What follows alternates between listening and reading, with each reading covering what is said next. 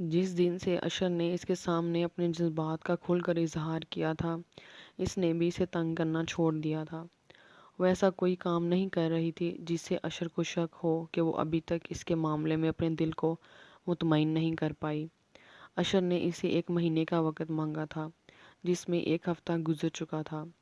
وہ دونوں صبح ایک ساتھ آفس جاتے، شام کو ان کی ایک ساتھ ہی واپسی ہوتی، اور وہ سارا دن اشر کے ہی آفس میں رہتی تھی۔ اس کا سارا دن کافی بورنگ گزرتا، کیونکہ اشر زیادہ تر اپنی میٹنگ میں ہی مصروف رہتا۔ آفس میں اس کا زیادہ تر وقت اکیلے ہی گزرتا تھا، کیونکہ اشر میٹنگ کے سلسلے میں باہر رہتا۔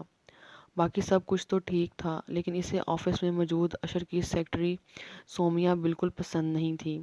کہنے کو تو بہت ماڈرن، بولڈ اور اسٹائلش لڑکی تھی، لیکن اس نے نوٹ کیا تھا کہ وہ اشر کے ساتھ کچھ زیادہ ہی چپکتی ہے۔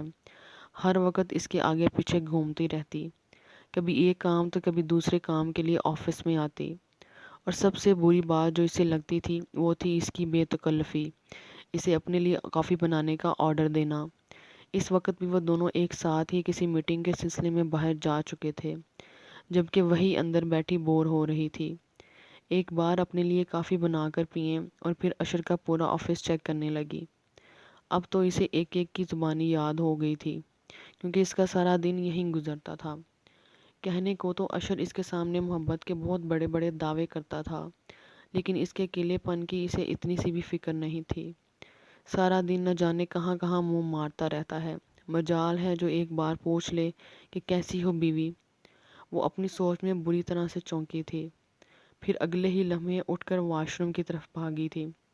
وہ واش بیسن میں 3 بار کلی کر کے اس نے خود کو لعنت بھیجی تھی۔ حد ہوتی ہے نمیش، کیا تیری اتنے برے دن آ گئے ہیں کہ تم اس شخص کو اپنا احساس دلاؤ گی؟ وہ غصے سے بولی۔ پھر خود کو مطمئن کرنے کے لیے بول دیا تو کیا ہوا، اتنا تو سوچ ہی سکتی ہوں اس کے بارے میں، نکاح ہوا ہے، یہ تو لیگل ہے، اور کون سا صرف سوچنے سے وہ میرا شوہر ہو جائے گا۔ میں مانوں گی تو ہوگا نا، وہ میرا کبھی کچھ نہیں ہو سکتا، کیونکہ وہ ایک امیر آدمی ہے، اور امیر آدمی کبھی کسی کا نہیں بن سکتا۔ اس نے اپنی سوچوں کو پھر سے خود پر سوار کرتے ہوئے اپنی سوچ پر قائم رہنے کی قسم کھائی تھی، کیونکہ اب اشر کی محبت بھری نگاہیں، محبت بھرا لمس اور اس دن کا اظہار محبت اسے نہ چاہتے ہوئے بھی اس کے بارے میں سوچنے پر مجبور کر گیا تھا۔ یہ کیا تم صبح صبح کہاں جانے کی تیاری کر رہی ہو؟ آج تو میں نے سوچا تھا ہم ایک ساتھ لنچ کریں گے، کہیں باہر جا کر، آج سنڈے تھا، اور وہ نمیش کے ساتھ باہر جانے کی پلاننگ کر رہا تھا، جب صبح صبح ہی وہ محلے جانے کی تیاری میں لگی ہوئی تھی۔ آپ نے مجھے پہلے نہیں بتایا محلے میں میلاد ہے اور میں تو وہاں ضرور جاؤں گی۔ آپ کو پہلے بتانا چاہیے تھا تو میں پہلے پلاننگ نہیں کرتی یا حالہ کو انکار کر دیتی۔ اب تو مجھے جانا ہوگا، میں نے وعدہ کیا ہوا ہے ان کے ساتھ۔ نمیش ایسے بول رہی تھی جیسے وہ زبردستی اسے اپنے ساتھ لنچ پر لے جائے گا۔ اچھا تم میلاد پر جا رہی ہو، یہ تو بہت اچھی بات ہے، جاؤ ثواب کماؤ، باہر تو ہم بعد میں بھی جا سکتے ہیں، یہ زیادہ اہم ہے ویسے۔ میں بھی اپنے دوست کی طرف نکلنے والا تھا، تم آرام سے جاؤ، ہم نیکسٹ ویک لنچ باہر کریں گے۔ اس کے گھبرانے پر اشر نے اسے ریلیکس کرنے کے لیے کہا۔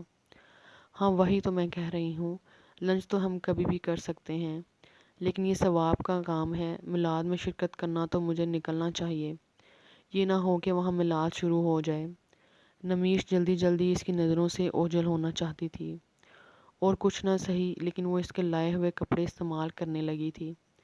وائٹ فراک پر وائٹ دوپٹے کو حجاب کی صورت میں کیے ہوئے وہ آسمان سے اتری کوئی حور ہی لگ رہی تھی۔ چہرے پر ایک پیارا سا نور تھا جو اس کی خوبصورتی کو 4 چاند لگا رہا تھا۔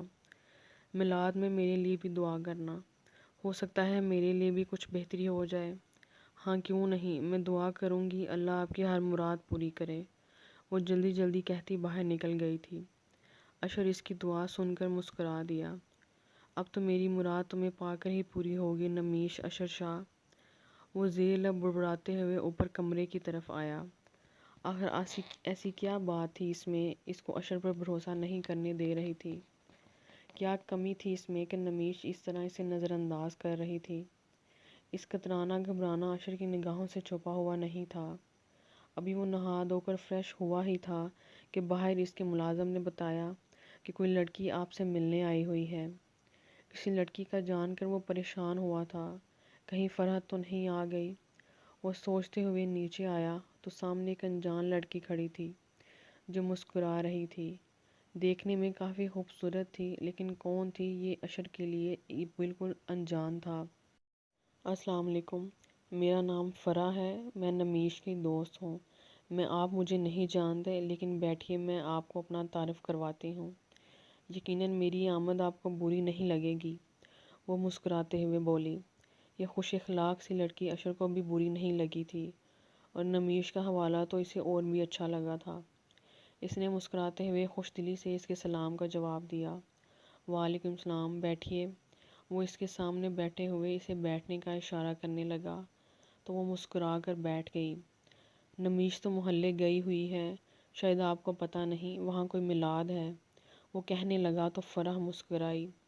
جی میں جانتی ہوں، دراصل جو بات میں آپ سے کرنے آئی تھی اس کے لیے نمیش کا یہاں نہ ہونا زیادہ بہتر ہے۔ کیا مطلب؟ میں سمجھا نہیں۔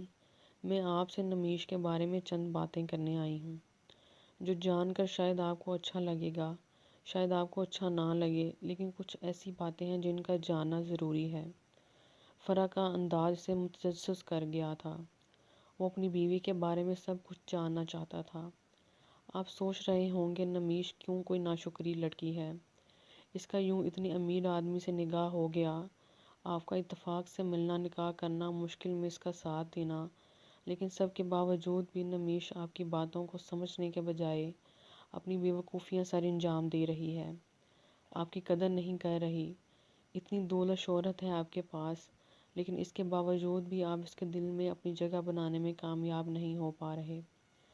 آپ یقیناً اسے ایک بیوقوف، ناشکری، عقل سے پیدل قسم کی لڑکی سمجھتے ہوں گے، لیکن وہ ایسی نہیں ہے۔ کیا آپ جاننا چاہیں گے کہ وہ آپ پر بھروسہ کیوں نہیں کر پا رہی؟ فرح اس سے پوچھنے لگی تو وہ فوراً سر ہاں میں ہلا گیا۔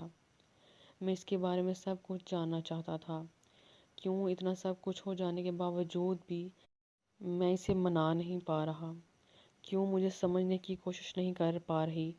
میں جانتا ہوں کہ وہ جانتی ہے کہ نہ اسے محبت کرتا ہوں، لیکن اس کے باوجود بھی کیوں میری محبت کو نظر انداز کرتی ہے، کیوں وہ میرے ساتھ کو قسمت کا لکھا سمجھ کر قبول نہیں کر پا رہی۔ میں نے اس کی پچھلی زندگی کے بارے میں سب کچھ پتہ لگایا ہے۔ میرے اندر یہ ڈر تھا کہ ہو سکتا ہے کہ وہ کسی اور کو پسند کرتی ہو، لیکن ایسا کچھ بھی نہیں ہے۔ اس کی زندگی میں مجھ سے پہلے اور کوئی انسان نہیں تھا، تو پھر کیا وجہ ہے کہ وہ میری چاہت کو جو نظر انداز کر رہی ہے؟ آج پہلی بار اشر نے کسی کے سامنے نمیش کا یوں ذکر کیا تھا، کیونکہ وہ کسی پر بھروسہ نہیں کر پاتی، خاص کر کسی امیر شخص پر۔ تو بالکل بھی فرح نے اپنی بات کا آغاز کیا تو وہ خاموش ہو گیا۔ یہ 3 سال پہلے کی بات ہے۔ ہم لوگوں نے نیا کالج جانا شروع کیا تھا۔ ہمارے کالج میں ایک لڑکا پڑھتا تھا، ہم لوگوں کو پتہ تھا ہماری دوست سعدیہ اس کو پسند کرتی ہے۔ امیر ہونے کی وجہ سے سعدیہ اپنی اوقات میں رہتی تھی۔ باسل کو پسند کرنا ایک الگ بات تھی، لیکن اس کے ساتھ زندگی کے خواب سجانا صرف خواب ہی تھا۔ یہ سعدیہ بہت اچھے طریقے سے جانتی تھی۔ وہ نمیش کے سامنے اکثر اپنی محبت کا اظہار کرتی تھی۔ نمیش نے بہت بار اسے کہا کہ وہ باسل سے اپنی محبت کا ذکر کرے، لیکن سعدیہ خاموش ہی رہتی ہے۔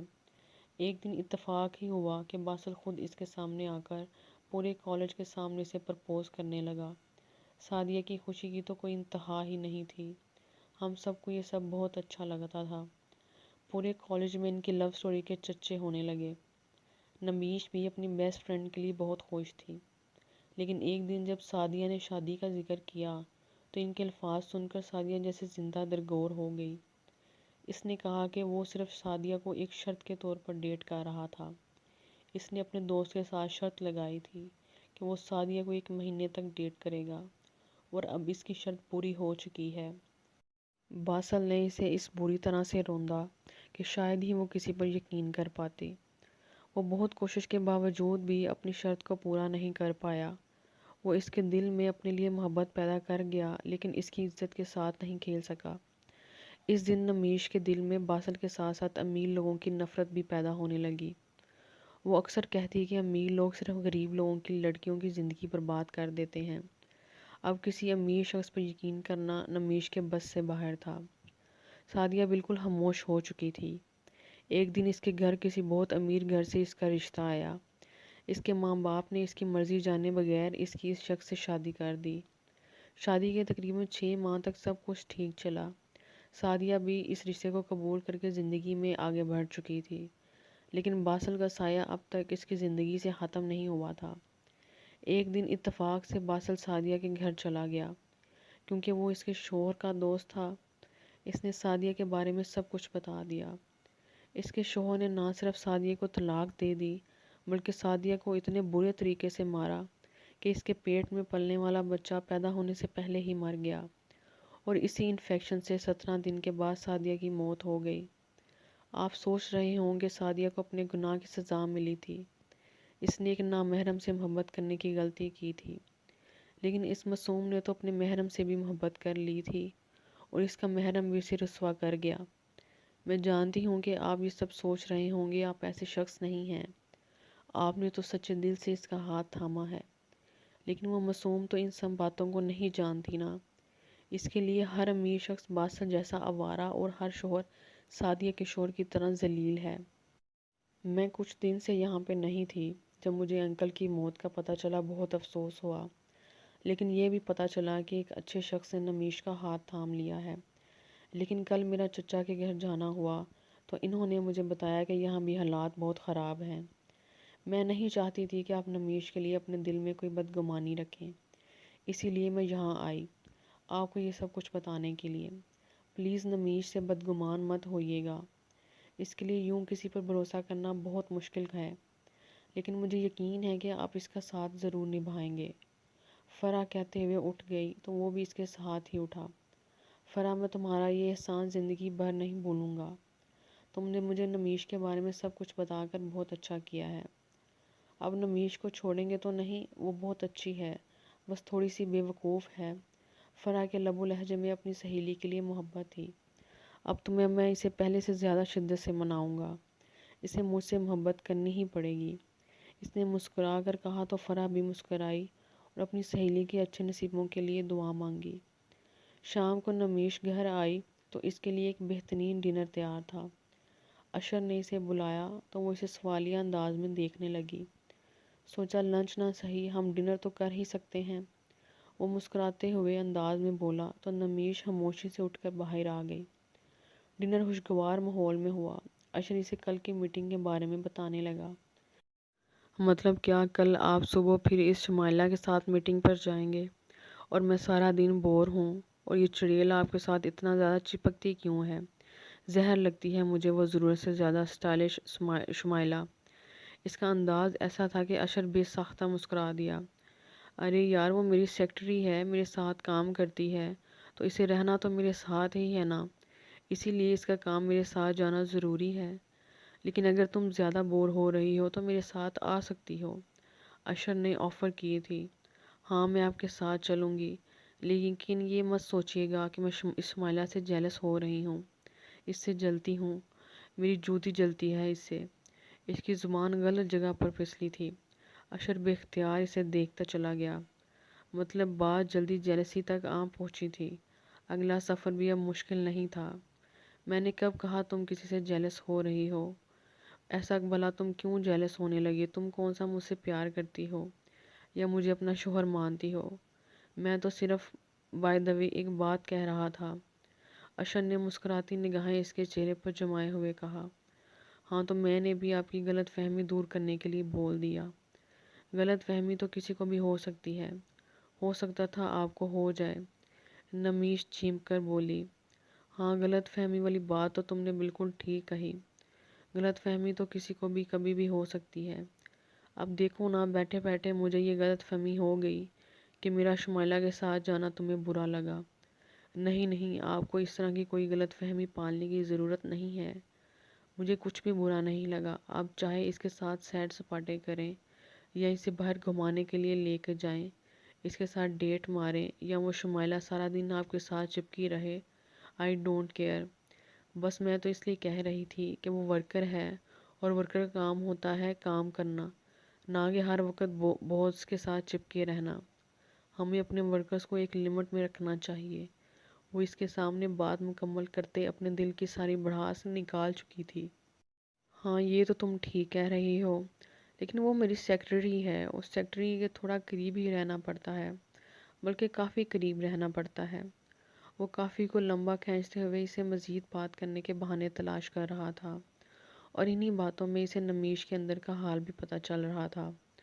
لیکن اس کی بات سن کر میں اس کو نہ جانے کیوں نمیش کو تب چڑھ گئی تھی، جو اسے گھور کر دیکھنے لگی۔ لیکن اگر تم چاہتی ہو تو میں پھر بھی کوشش کروں گا میں اسے دور رہوں، وہ مسکراتے ہوئے بولا، جبکہ ادھر تو اس کی مسکراہٹ نے جلتی پر تیل کا کام کیا تھا۔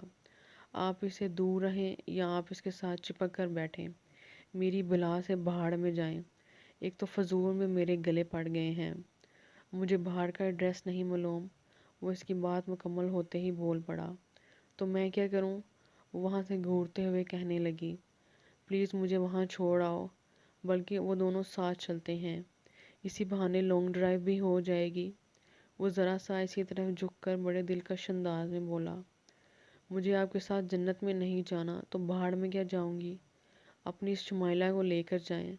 وہ انتہائی غصے سے کہتی، پیر پٹکتی، منہ بناتی اپنے کمرے کی طرف چلی گئی، جبکہ اشر کا بے اختیار کہکا اسے دور تک سنائی دیتا رہا۔ آج کے لیے اتنا ہی، آئندہ کے لیے ہمارے ساتھ رہیے گا۔ اللہ حافظ۔